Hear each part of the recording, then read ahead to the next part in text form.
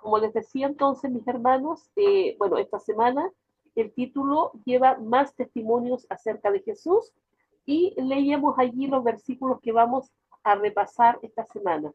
El versículo de memoria dice así: y cuando yo sea levantado de la tierra, a todos atraeré hacia mí.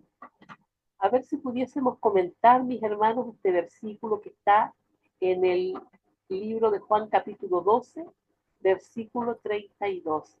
¿A qué se refiere Jesús cuando dice, cierto? Cuando yo sea levantado de la tierra, a todos atraeré hacia mí. Creo que en esta parte también le dice a Nicodemo, ¿cierto? No sé si se acuerdan que a Nicodemo también se lo dijo, que era necesario que el hijo fuera levantado. Hermano Marcelino, ¿me pueden ayudar con el comentario aquí? Sí, hermana, me recuerda a la entrevista que tuvo con Nicodemo. Y Nicodemo fue, de noche fue, no sabemos a qué hora, solamente dice noche. Y el día se divide pues en dos partes, la parte clara y la parte oscura. Y en Génesis nos enseña a contar los días. Primero va la parte oscura, luego viene la parte clara. Y cuando entra el sol, empieza nuevamente la parte oscura de otro nuevo día. Entonces, ¿qué nos dice esta lección? Recordemos que el plan de redención está presentado ah, por el santuario. Y si las actividades en el santuario del sacerdote eh, inician siempre presentando el sacrificio matinal y vespertino, y, y nunca, nunca, en ningún momento, no sé si se escuchará. ¿Está escuchando, hermanitos? Parece que estoy hablando solitito. Hermano, Sí, sí, sí se Sí, se escucha. escucha. Ah, ya, ya, ok, ok. Entonces, no había un minuto, un segundo, no había un momento en que no había sacrificio en el altar. Siempre el plan de salvación, las manos de Dios siempre estaban abiertas de par en par. Los dos brazos de Dios siempre están abiertos para que nosotros vayamos en auxilio de Dios, en auxilio, cuando estamos perdidos, a la hora que sea del día, noche, cualquier momento está disponible la salvación. Y Nicodemo, no porque era orgulloso, no sé por qué, por miedo, no sé por qué, día de noche no importa, Jesús no le echa fuera. Él dice, el que viene a mí no le echo fuera, yo siempre recibe. Entonces, esa sería la gran lección en esta parte, ¿no? Claro, tiene otras aplicaciones cuando fue levantado en la cruz. El que más creyó son gente que no eran israelitas. Por ejemplo, el, el soldado que estaba allí dirigiendo todas aquellas cosas vio el terremoto, vio todos los milagros que estaban sucediendo, exclamó, realmente este era hijo de Dios. Pero el pueblo israelita, no, más duro de corazón. Muchas veces también podríamos llegar a ser duros de corazón nosotros. Bien, hermano Marcelino, eh, es importante recordar cuántas veces Jesús les dijo, les habló acerca de su muerte, y bueno, esto también habla acerca de su muerte, pero no solamente de su muerte, sino que acerca del trabajo que finalmente, o la obra redentora que él venía a hacer a este mundo. De hecho, sabemos y hemos hablado también muchas veces de que mucha gente pensaba de que Jesús venía a ver, ¿me dan un segundito? Hermanita, Dame un segundito, mi hermana. Sí, es que iba a apagar un micrófono y ahí está. Bien, todos tenían tenían un sentimiento equivocado de la obra que venía a ser el Mesías a este mundo, ¿cierto? Y él lo clarifica aquí, cuando habla de que va a ser levantado a la tierra y que a todos atraerá hacia sí, no está hablando justamente de que él va a ser un rey en este mundo, sino que es otra la labor que tiene que hacer. Hermana Rosita, por favor, usted iba a decir algo. Buenos días, hermanita. Buenos días con todos.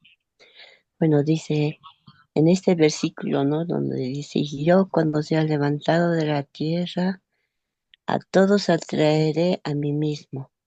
En ese versículo Jesús se refiere a su crucifixión y a la manera en que su sacrificio en la cruz tendría un poder de atracción sobre toda la humanidad. La frase levantado de la tierra alude al momento en que Jesús sería elevado en la cruz, marcando el acto central de su misión redentora. El testimonio que podemos derivar de este versículo es que el amor y la entrega de Jesús son universales. Su sacrificio fue hecho para que toda persona, sin importar origen o situación, tenga la oportunidad de acercarse a Él y encontrar salvación y esperanza. Jesús no excluye a nadie. Su amor y misericordia están disponibles para todos los que deseen acercarse y creer en Él. Esta promesa también nos recuerda que el poder de atracción de la cruz no solo radica en el sufrimiento, sino en el amor supremo que presentó un acto de reconciliación entre Dios y la humanidad. Amén, hermanita. Amén, hermana Rosita. Bueno, este mismo acto de amor, ¿cierto? El que tuvo en el desierto cuando fueron picados por las serpientes, bueno, que fue un castigo realmente porque que lo merecían.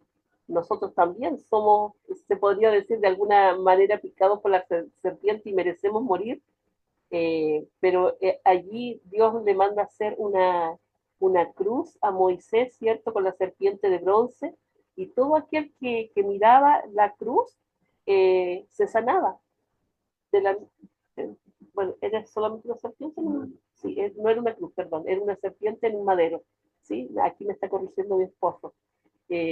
Cada persona que miraba allí al madero donde estaba esa serpiente de bronce se sanaba. De la misma forma, Jesús ejemplifica esto que ya había ocurrido antes, ese poder de atracción, eso de que si le miramos a Él, somos salvos. ¿Alguien más quisiera hacer algún comentario respecto a esto? Bien, vamos a empezar el repaso. Aquí dice, Jesús no se limitó a decir cosas asombrosas acerca de sí mismo, de quién era, de quién lo envió o de su procedencia. También mostró quién era mediante los milagros y las señales que realizó. Jesús bien podría haberlo hecho, ¿cierto? Si él venía del cielo, él era Dios mismo que venía a habitar entre los hombres, pero vemos que desde el principio, desde su nacimiento, eh, fue humilde, yo diría más que cualquiera, porque ¿cuántos de nosotros han nacido en un pesebre? Yo creo que ninguno, ¿cierto? Pero aquí él viene a nacer de esa manera humilde, en un hogar humilde, porque tampoco nació ni vivió en un lugar rico. Eh, no tenía que hacer o decir grandes cosas para atraer a la gente hacia sí, pero sí tenía la palabra de vida, aquella que de repente, no de repente, es aquella palabra que necesitamos escuchar. Ayer veíamos el ejemplo de la mujer samaritana, que Jesús le habla muy poco, ¿cierto? Pero en esa breve comunicación que tuvieron ellos, él le hace ver de que él le conoce todo y no solamente que le conoce todo, sino que él sabe la necesidad que ella tiene. El Señor sabe qué problemas tenemos, Él sabe qué pecado hay allí oculto o qué pecado hay abiertamente, ¿cierto? Y sabe también cuál es el remedio para ese pecado. El remedio zen, cuando le ofrece el agua viva, ¿cierto? Él era esa agua viva que la podía sanar, que la podía librar o quitar esos pecados que ella tenía. A veces pensamos que como algo milagroso, es simplemente un acto de fe, confiar en que Él puede hacerlo, confiar en que con su ayuda podemos también hacerlo, porque no es algo que nosotros podamos hacer por nosotros mismos. De repente, por más que intentamos hacer algo, a veces como que más caemos en eso mismo. Eh, nos cuesta. Eh, aquí que mostró quién era mediante los milagros y las señales que realizó, pero que aún así, eh, viendo ellos las señales, muchos no quisieron creer, especialmente dentro del pueblo de Israel. Muchos incluso quisieron matarlos por los pecados, o sea, perdón, por los milagros que hacía. Los fariseos buscaban cualquier razón, cualquier Cualquier motivo motivo para, eh, eh, a ver, a ver, denme un denme un segundo segundito acá.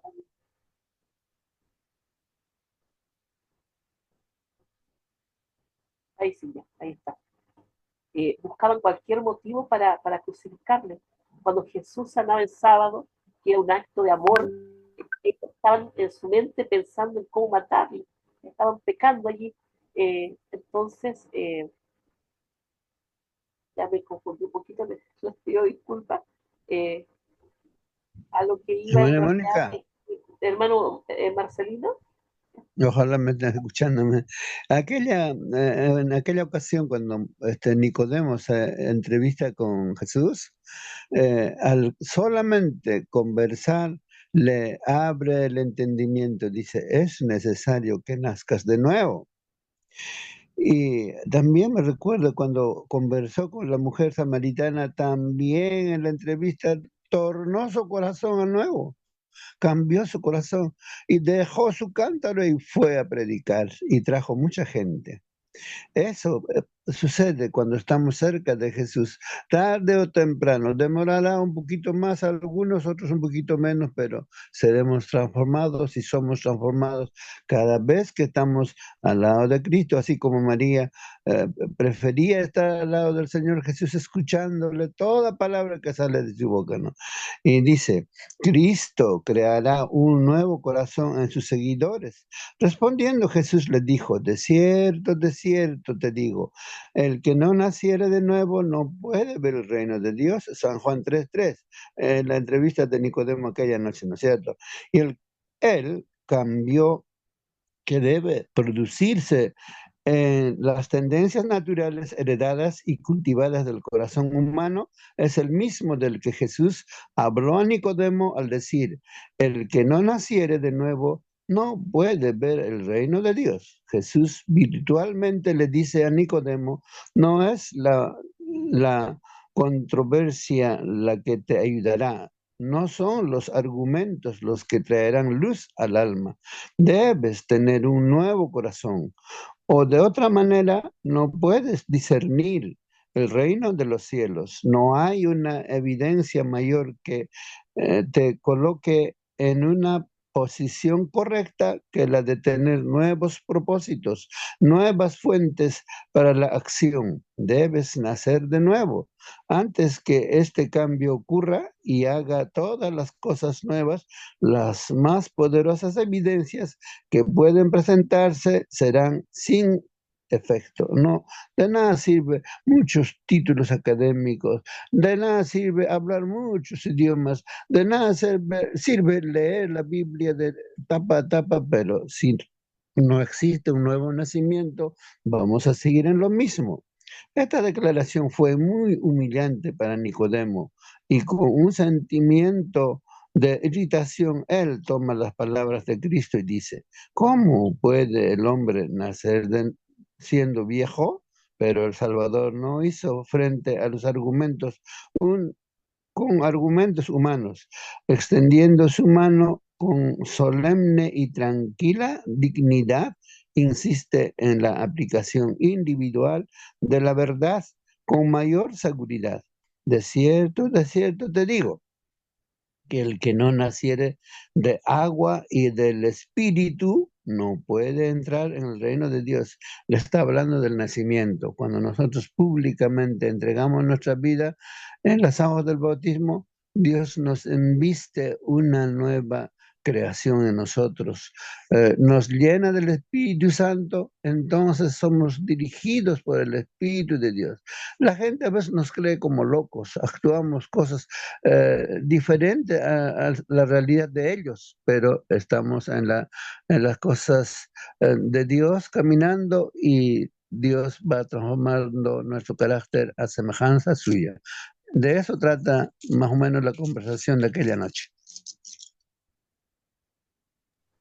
Amén, hermano. Hermano Marcelino, gracias por su comentario y también por su aclaración respecto a lo que estábamos hablando hace un momento.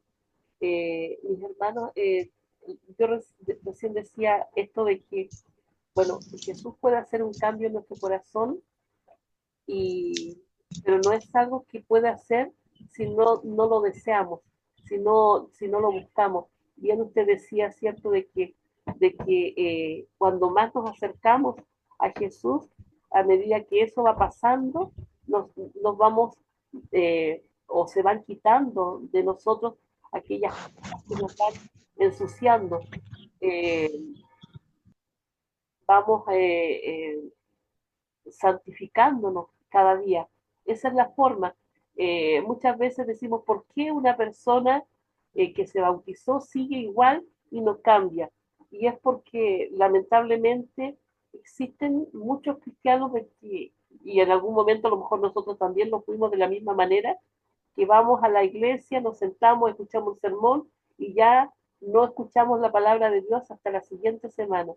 Nosotros debemos buscar a Dios todos los días en oración y en el estudio de su palabra. Eso es lo que debemos hacer y eso es lo que va a ir produciendo al final un cambio en nuestra vida. No otra cosa, no es un asunto milagroso, entre comillas, de que instantáneamente va a ocurrir. Vamos a avanzar aquí.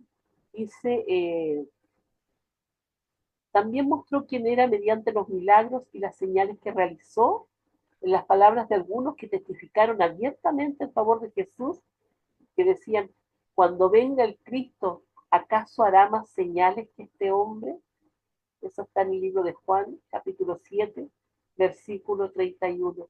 Dice, me parece que el libro de Juan también el que dice, no estoy segura, de que si se hubiesen escrito todas las cosas que Cristo hizo, todas las señales que hizo, no, o sea, no habría muchísima cantidad de libros porque fueron tantas las cosas que él hizo. Imagínense, hermanos, fueron 3 años y medio y la Biblia resume solamente algunas de las cosas que él hizo en los evangelios.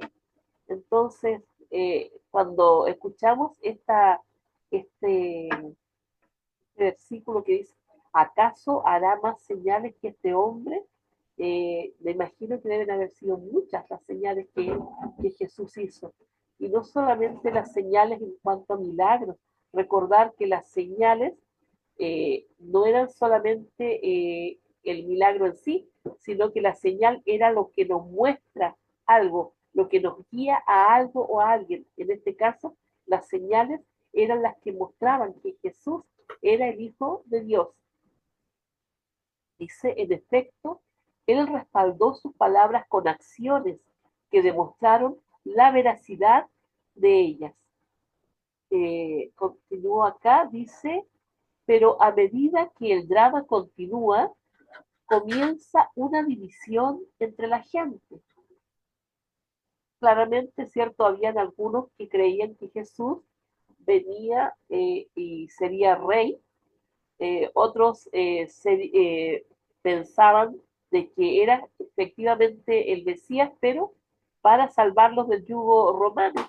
Y estaban también los fariseos que no querían creer y que simplemente lo odiaban y querían matarlo.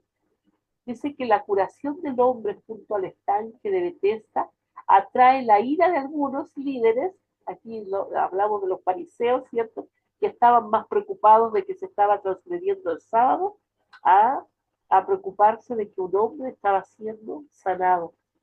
Y no solamente sanado, porque Jesús le estaba perdonando sus pecados. Ese era el trasfondo de ese milagro que estaba ocurriendo allí. Porque todo el mundo pensaba de que cuando alguien estaba enfermo de esa manera, había pecado él o habían pecado sus padres.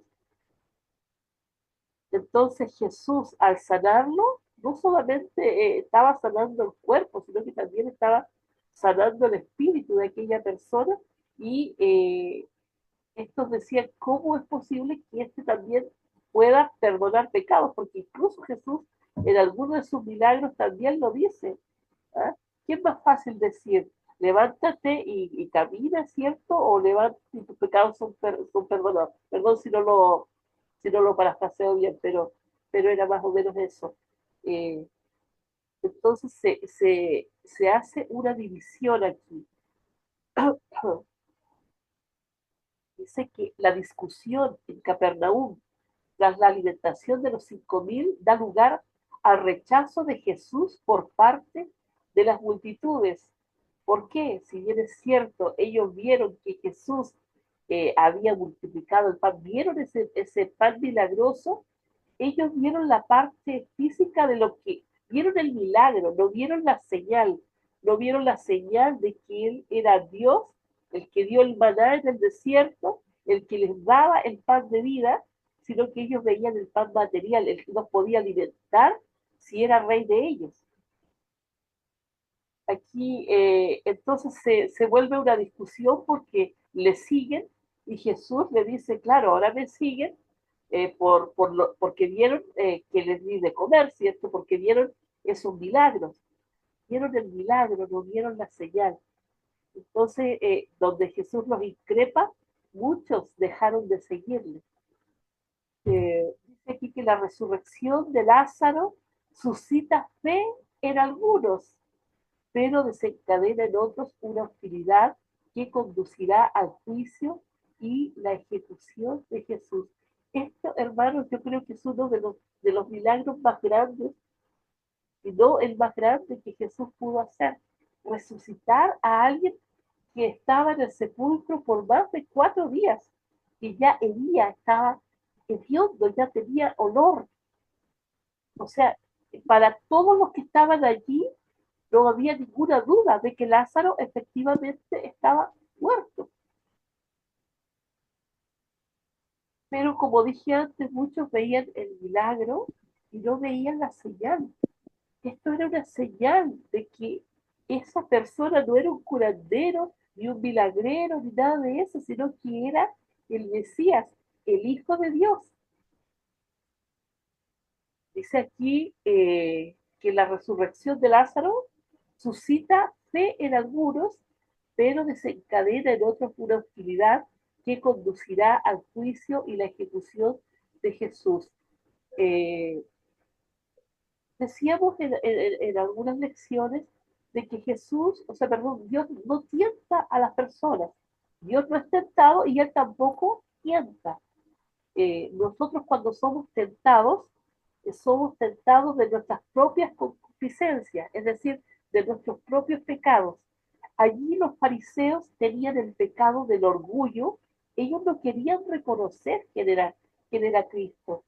Y cuando una persona no quiere reconocer, no quiere aceptar, esos corazones se endurecen y se endurecen tanto al punto que son entregados a esos pecados y a esa concupiscencia.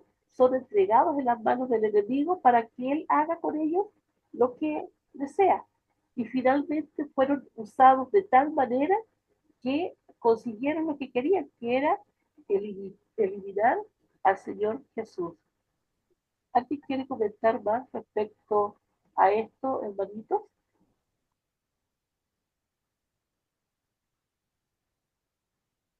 Bien, vamos a continuar. Dice, la lección de esta semana examina a algunos que dieron testimonio en favor de Jesús, como Juan el Bautista, que les decía hace un momento. En cada uno de estos incidentes se revelan algunos aspectos de quién es realmente Jesús y juntos crean una visión más profunda de Jesús como el Mesías. Es decir, estas personas que vamos a ver no solo van a mostrar el milagro, sino que van a mostrar la señal, van a mostrar a Jesús como el Hijo de Dios. Bueno, como avance, ¿cierto? Vemos a Juan, que nos muestra, vemos como también el Padre da testimonio de, de su Hijo, en la transfiguración, en el bautismo, cuando desciende la paloma en forma, o sea, perdón, desciende el Espíritu Santo en forma de paloma, y el Padre habla allí y dice, este es mi Hijo amado, que tengo complacencia. También, ¿cierto? Cuando está allí en el Getsemaní orando, y también el Señor Dios se manifiesta de alguna manera. Y así, mis hermanos, vamos a ver muchos testimonios esta semana que nos van a llevar a meditar y bueno, a aprender más acerca de esto que hemos estado estudiando, de que Jesús es Dios. ¿Alguien más desea, hermano, aportar algo a lo que ya hemos visto en esta lección?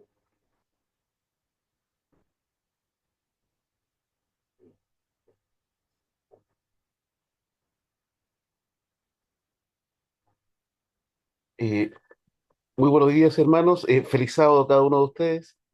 Eh, sí, el comentario mío tiene relación con la última parte que enfrenta la lección y, y tiene que ver con el testimonio de personas respecto a Jesús como Dios.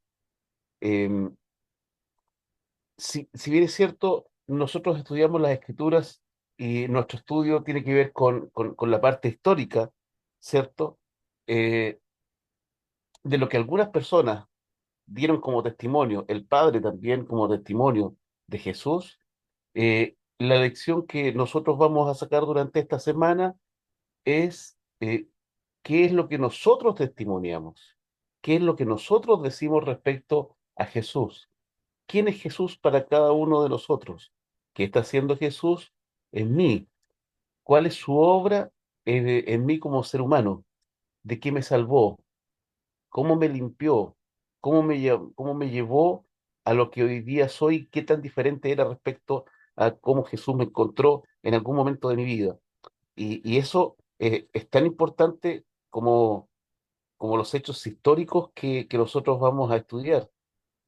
Porque para algunas personas leerlo en la Biblia a lo mejor no es tan importante eh, como lo que puede ver en nosotros como ser humanos, porque me están mirando, me están viendo, pueden ver el cambio que hubo en nuestras vidas. Eh, Algunas personas son así y les gusta ver un ejemplo más práctico, más vivo, ¿ya? Entonces, aquí nace la importancia de mi testimonio personal. Eh, Y aquí queda una lección importante para nosotros. ¿Qué testimonio personal estamos dando? ¿Qué tan transformado está nuestro carácter? ¿Cuánto nos falta? Y a veces nos damos cuenta que falta bastante. Amén, hermanito, amén. Gracias, hermano José Manuel, aquí por su comentario. Mis hermanos, como decía aquí, hermano, debe llamarnos a la reflexión cada vez que estudiamos las escrituras, al cambio que debemos hacer cada uno en nuestra vida y a lo que nosotros podemos hacer para honra y gloria de Dios, ¿cierto? Predicando el Evangelio con nuestro testimonio, no solamente con nuestras palabras, porque está bien, podemos dar estudios, pero también lo importante es el testimonio que estamos dando. Yo lamentablemente no tengo eh, aquí en el computador el espíritu de profecía, los comentarios que dice nuestra hermana Elena de White, pero quiero compartir con ustedes, ¿cierto? Aprovechando de que aún tenemos algo de tiempo. Dice ella que Cristo presentó a la multitud de judíos y gentiles de todas las naciones las verdades originales relacionadas con su reino que habían estado sepultadas fuera de la vista. procuró dejar la niebla y la confusión de sus ideas falsas y largamente atesoradas en cuanto a su misión y a su reino. Claro, ellos, como decíamos antes, pensaban de que era un reino eh, material, físico, terrenal, el que Jesús, el que el Mesías iba a traer. Tenían una concepción equivocada, no solamente del trabajo que el Mesías, perdón, venía a hacer, sino que también acerca de cómo llevar la vida cristiana. Vemos cómo los fariseos habían recargado tanto la ley, ¿cierto? Que se hacía casi imposible guardarla.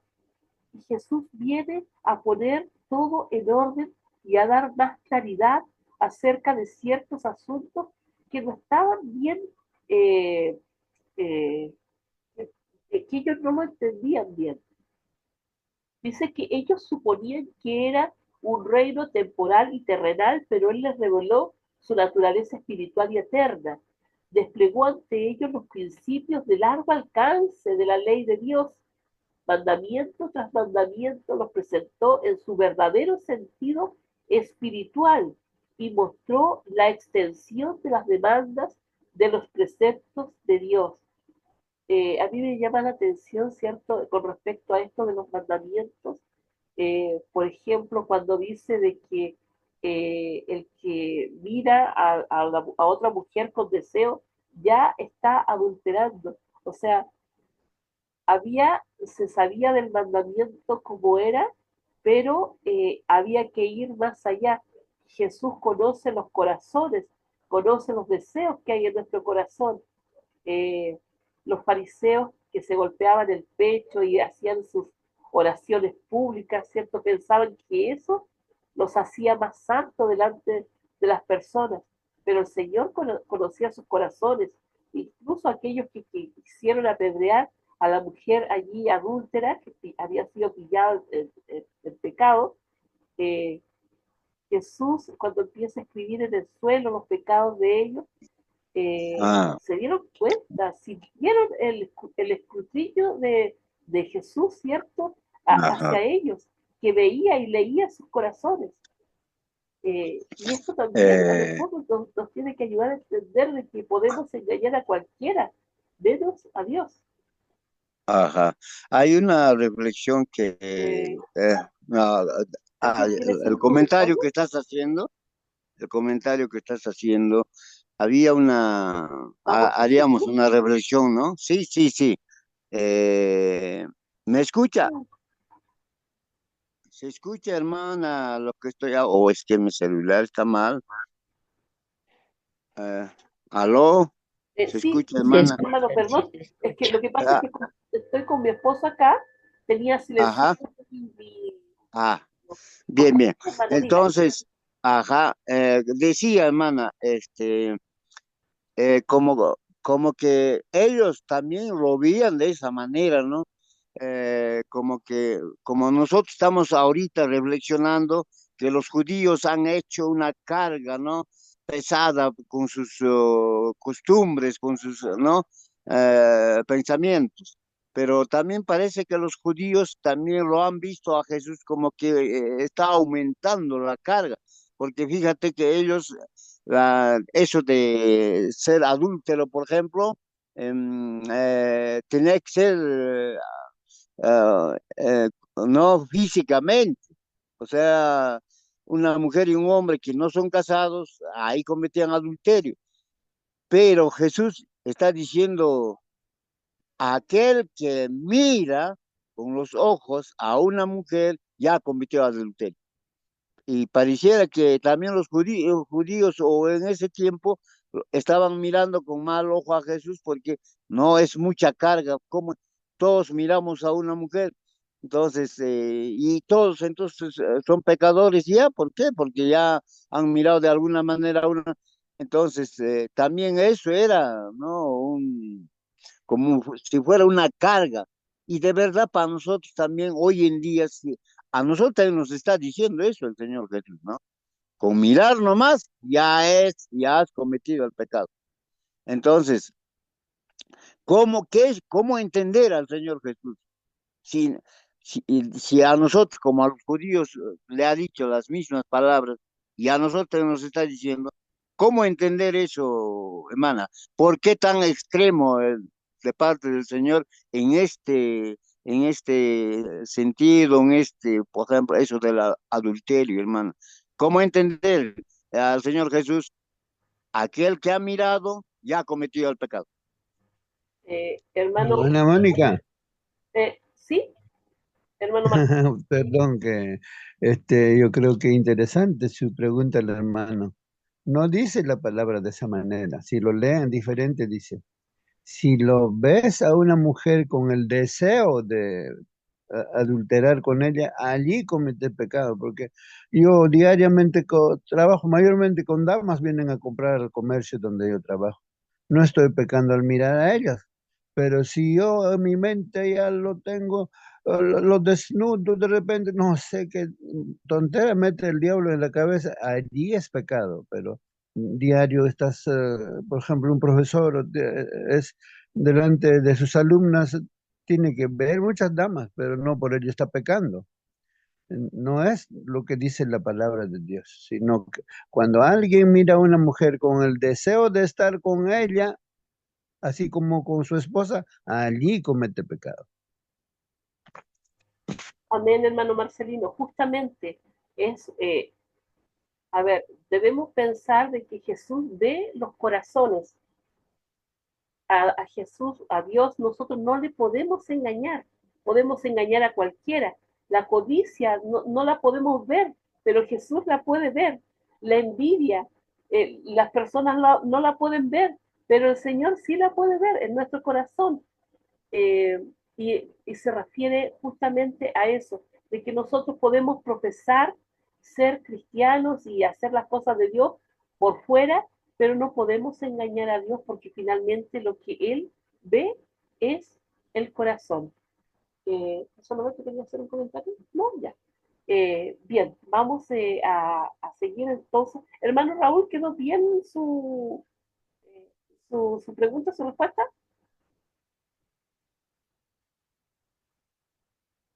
No lo escucha mucho, pero bueno. Dice entonces que desplegó ante ellos los principios de largo alcance de la ley de Dios. Mandamiento tras mandamiento los presentó en su verdadero sentido espiritual y mostró la extensión de las demandas de los preceptos de Dios. Si finalmente, mi hermano, lo que Dios quiere es nuestro corazón, la parte externa, eh, podemos fingirla, podemos actuarla, pero el corazón no. Dice que la gente se asombraba de sus doctrinas y las lecciones dadas por Cristo, porque eran tan diferentes de todo lo que el pueblo había escuchado de los escribas y fariseos. No presentaba argumentos laboriosos e intrincados que confundieran con imposiciones los mandamientos de Dios, de modo que nadie pudiera esperar cumplirlos. Jesús, el gran maestro, exponía el lenguaje más sencillo, las grandes verdades morales, revistiéndolas de frescura y fuerza. Si bien es cierto, mis hermanos, a veces hay cosas o hay deseos que nosotros aún tenemos en nuestro corazón, que aún están arraigados allí, Jesús, en nuestro Señor, puede quitarlos. ¿De qué forma? En la medida en que nosotros nos acercamos más a la luz, nos alejamos más de las tinieblas. En la medida que estamos más cerca de la luz, vemos ese pecado y ya no nos gusta. Ahora, siempre el enemigo va a intentar tentarnos de la parte más débil.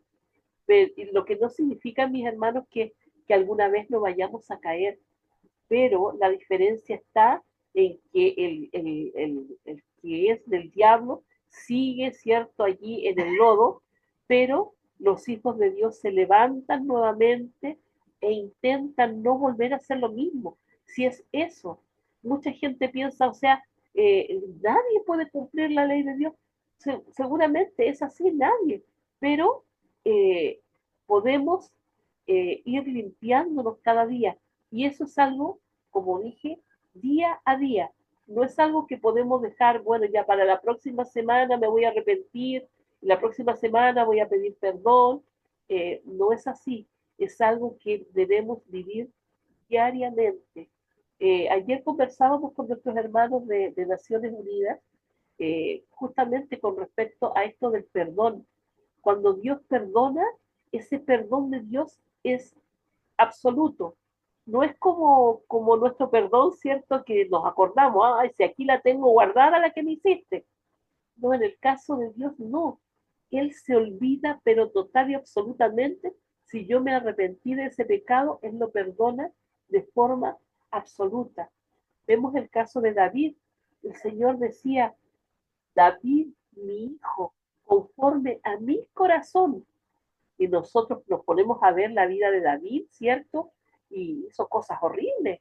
¿Ah? Se casó, o sea, se puso con una mujer que estaba casada, la embarazó, le mató al marido. Y, y esos son pecados condenables y horribles delante de los ojos de Dios. Pero este hombre después se arrepintió y fue tan sincero su arrepentimiento que Dios le perdonó. De la misma forma, Dios nos sana y nos limpia a cada uno. No veamos como imposible andar en santidad. Andar en santidad no es no caerse. Andar en santidad es si me caigo, me levanto y voy de nuevo, ¿cierto? A Jesús. Eso es. Seguimos, mi hermano. El otro comentario que hace aquí nuestra hermana Elena de White dice, desde Jerusalén, Hermanita, ¿alguien desea hablar? sí, ajá, hermanita. Hermana Rosita, por favor. Hoy en día también podemos ver, hermanita, cómo la Satanás usa, ¿no? La tecnología en el celular, en la televisión, todas las cosas que muestran, ¿no? Todo es engaño, traición para los mayores, ¿no? Para las personas mayores y para los jóvenes. Los juegos, ¿no? Los juegos como eh, los jala, parece que los imanta, no sé, pero los jóvenes, los niños no pueden dejar el celular porque ahí están jugando hoy día y noche, creo que ellos podrían amanecerse, ¿no? Y a veces los padres descuidamos y no estamos viendo, ¿no? De que de repente, en vez de estar jugando en esos juegos, deberíamos a nuestros niños, ¿no? Enseñarles a que lean, lean libros, ¿no? Y tengan un horario tal vez, porque el enemigo así ataca en el mismo hogar, en la familia, ¿no? A los hijos, a los nietos. Entonces, uno tiene que estar velando constantemente, orando, eh, teniendo, estudiando nuestras lecciones, ¿no? Y el enemigo, como le digo, a viejos, jóvenes, ahí está, tratando siempre a quién devorar, dice, ¿no? Si nosotros nos descuidamos, entonces realmente el enemigo va a ganar, ¿no? Y nosotros tenemos que ser atraídos, como dice nuestro Señor Jesús. Él murió por nosotros, por cada uno de nosotros, dio su vida. Y a veces nosotros no nos damos cuenta, creo, de eso, ¿no? Y siempre un momento que nos alejamos de Dios, esas distracciones vienen o aparecen o damos prioridad, ¿no? A la televisión, al internet, al celular, a todo estamos dando. Entonces, realmente estamos siendo atacados por el enemigo porque él sabe que le queda muy poco tiempo. Le queda muy poco tiempo y estamos viviendo en los últimos tiempos donde está pasando tantas calamidades en el mundo, ¿no? Y eso también nos está distrayéndonos a cada uno de nosotros. Por eso, en lo personal, cada uno tenemos que velar, estar atentos en todo lo que está pasando en nuestro entorno. Lo principal donde nosotros debemos predicar es en nuestro hogar, nuestra familia, nuestros familiares, nuestros amigos cercanos, ¿no? y a otras personas que no conocen, ¿no? En el mundo, y seguir llevando, ¿no? La palabra. Y Dios va a poner en nuestros labios, como dice las palabras, para llegar a esas personas, ¿no, hermanita? Amén, hermanita, amén. Amén, hermanita Rosita, muchas gracias por su comentario. Que Dios nos ayude, ¿cierto?, a tomar las mejores decisiones para nuestra vida.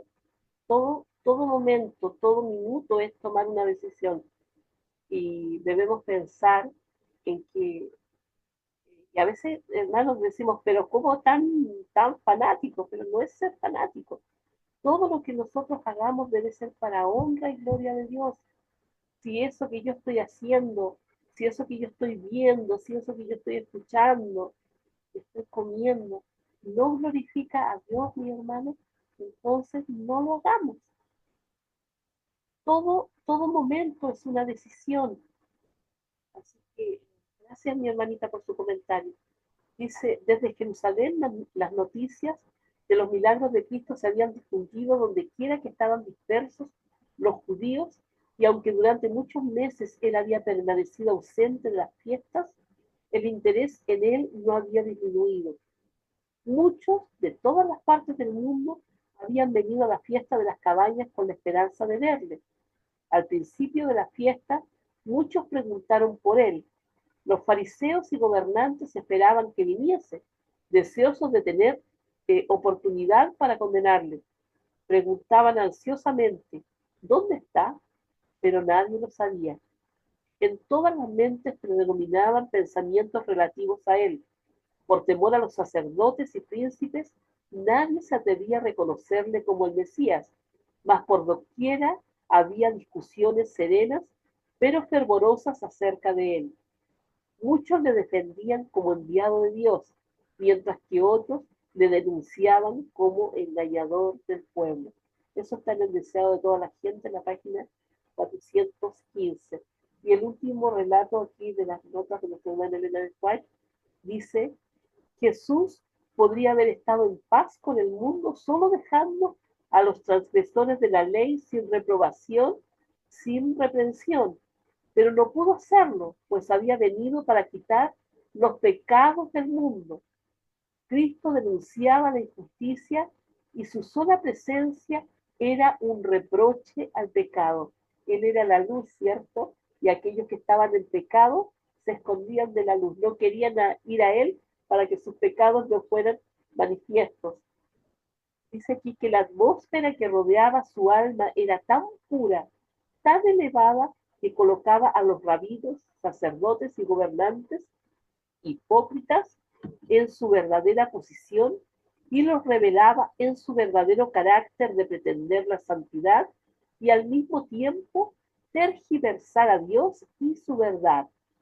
En la rica belleza del carácter de Cristo, el celo por Dios era siempre evidente. Su justicia iba delante de él y la gloria del Señor iba detrás. Solo odiaba una cosa, el pecado, pero qué increíble, amaba a los pecadores, ¿cierto? A ellos venía a buscar. Dice que eh, él amaba, pero el mundo amaba el pecado y odiaba la justicia, y esto era la causa de la hostilidad del mundo hacia Jesús. Mucha gente no quiere escuchar porque la vida licenciosa, la vida de pecado, eh, no les permite. Eh, pero hay corazones sinceros, hay corazones que quieren apartarse del pecado y quieren buscar a Dios. Que el Señor permita que nuestro testimonio pueda alcanzar a aquellas personas, el testimonio de que Jesús ha cambiado nuestra vida, de que Él mora en nosotros, mis hermanos. No solamente lo que podamos decir, porque el testimonio habla mucho más que mil palabras. Que el Señor bendiga su palabra. Yo no sé si alguien más tiene algún comentario antes de que nos vayamos.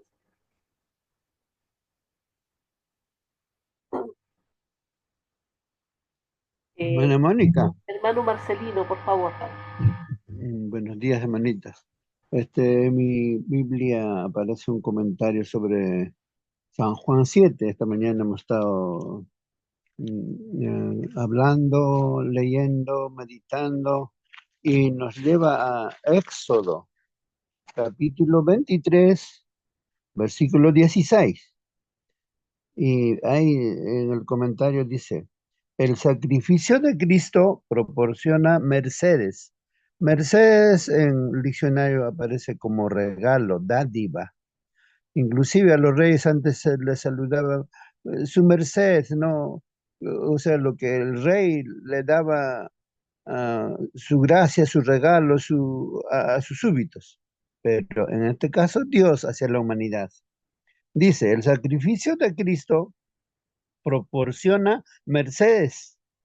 Los ríos de sangre que fluían en ocasión de la acción de gracias de la cosecha, cuando se ofrecían sacrificios en tan grandes cantidades, tenían el propósito de enseñar una gran verdad, pues aún los productos de la tierra, las mercedes provistas para el sustento del hombre, los, los debemos a la ofrenda de Cristo sobre la cruz del Calvario. Dios nos enseña que todo lo que recibimos de Él es dádiva, regalo, gracia, del amor redentor. Qué hermoso, hermanitos, esta meditación. Eh, Cuando nosotros vemos un valle, por ejemplo, yo me imagino cuando nací en un valle llamado Guarujani, ahí cuando el maíz, ya en el mes de enero, febrero, está lleno de frutos, los maizales, las habas, las arvejas, los pequeños árboles de fruta están, pero llenos, el capulí hermosísimo. Y eso es gracias a la redención que Dios mostró en la cruz su amor, y las mercedes de Dios son llenos. Inclusive cuando los historiadores ven, cuando Jesús vino a esta tierra en sus tiempos, el promedio de vida de los hombres eran 60 años. A esa edad ya se morían. Y la mujer no tenía derechos, tenía que escuchar calladita. Pero cuando Jesús vino, puso en su lugar correcto a las damas, lo dignificó como era al principio. La edad de los hombres aumentaron, inclusive nosotros, mi madre me murió a los 102 años, su mamá a los 115. Entonces, el promedio de vida aumentó gracias a la merced que Cristo murió en la cruz. Nuestros árboles frutales en la selva se están pudriéndose, y eso es verdad, porque no hay cómo sacarlos para afuera. Gracias a la merced que Cristo murió. Si estas lecciones nos ayudan a abrir nuestra mente y glorificar al Dios de gloria, que mandó a su Hijo para darnos gracia redentora, gracia, merced, sus regalos. Gracias a la cruz, nosotros todavía disfrutamos de las bendiciones de Dios. Amén, hermano Marcelino. Bien, agradecemos su comentario también. Y por favor, hermano Marcelino, ¿usted nos podría despedir con la oración? Bien, hermanos, vamos a orar. Si no hay algunos comentarios más, oremos. Querido bendito Padre que estás en los cielos, te agradecemos, Señor, por esta hora de meditación en tu palabra. Gracias, Señor, porque usted está atento a nuestras súplicas, a nuestras peticiones, a nuestras oraciones, oh Padre Santo. Ninguna de las palabras de nuestras bocas caen en tierra, Señor, sin que usted no lo note, oh Padre Santo. Gracias, Señor, porque nuestros ojitos se han abierto otro nuevo día, un día santo en el que miles, millones delante de ti están rindiéndote culto y adoración conforme a tu palabra. Gracias, Señor. Algunos de tus hijos ya han despedido el sábado. Otros están empezando, otros están en el culto divino, otros están en la escuela sabática, otros están en programa de jóvenes. Pero en todas partes del mundo están estudiándose la misma lección. Gracias, Señor, porque usted es misericordioso con nosotros. Tu gracia redentora nos alcanza a todos, oh Padre mío. Ayúdanos a poder, Señor, caminar tomados de tu mano en este día. En el nombre de tu Hijo Cristo Jesús oramos. Amén, Señor. Amén. Amén, Amén. amén. Amén, Gracias, amén. hermanitos. Que el Señor les bendiga. Ajá, Y nos vemos mañana. ¿Sí? Hasta mañana. Feliz sábado para cada uno. ajá. Feliz sábado a Feliz todos. sábado, que Dios te Feliz bendiga. sábado.